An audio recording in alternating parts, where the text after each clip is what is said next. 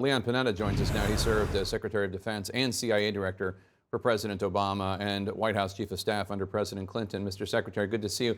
So, former FBI Director Andrew McCabe said on CNN earlier today that he's never seen this level of threats against the Bureau in more than 2 decades he served there. We literally saw a Trump supporter posting on Trump's own social media company that he was headed to the FBI office in Cincinnati armed, and after a standoff, he ended up dead. You heard the new report from Kristen just now.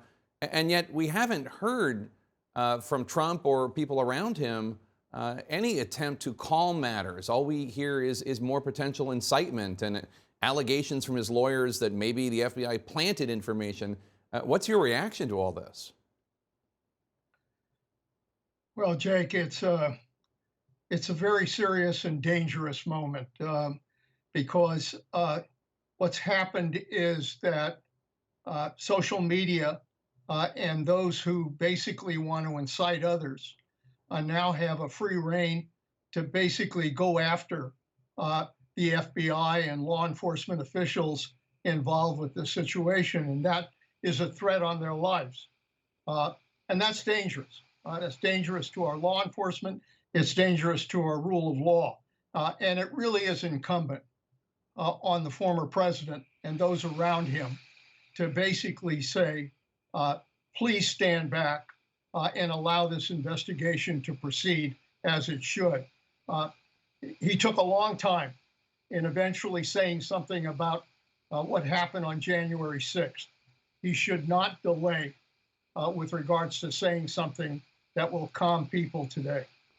I know you worked for then President Bill Clinton, who did not like any of the investigations going on to him, whether led by Kenneth Starr or Congress, and yet I don't recall him ever inciting his supporters the way that we're seeing Donald Trump do so, although I'm sure he may have been tempted some days. I think we've seen former presidents who have been under investigation, who have basically sat back and allowed the Justice Department or those investigations to proceed without inciting people. I think former presidents had a deep respect for the rule of law. Unfortunately, that's not the case with Donald Trump. The violent threats online include a quote, a threat to place a so-called dirty bomb in front of FBI headquarters, quote, a poster writing Attorney General Merrick Garland needs to be assassinated, and quote, kill all feds. How does one in law enforcement, or you were the head of the CIA, how do you go about deciding which threats could be acted upon and which ones might just be keyboard warriors letting off steam? Well, it's a tough challenge, obviously. Look, the bottom line here is that this is a serious matter. I know that politics has been involved in trying to somehow label this on one side or the other. But let me tell you something, as somebody involved with intelligence matters, this is a serious issue that involves classified information. The reason we classify information is to protect our national security and make sure that that information doesn't fall into the wrong hands. And so it is really important that this investigation proceed to determine just exactly what level of classified information was involved here and whether anybody else had access to it.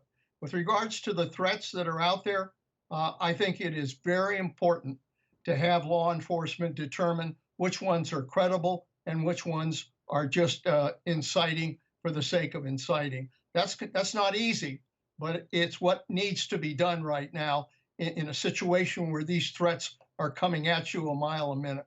So you're obviously very well versed in dealing with classified material. Former Trump aides are now trying to claim that there was a standing order by the president, Donald Trump, to declassify any document that left the West Wing for Trump's resident.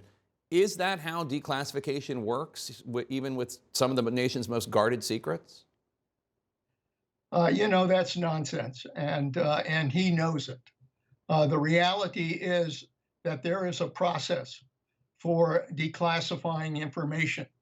And if presidents want to declassify, they have to follow that process, which basically requires that it be referred to the agencies that are responsible for classifying that material. They have something to say as to whether or not that material should be declassified.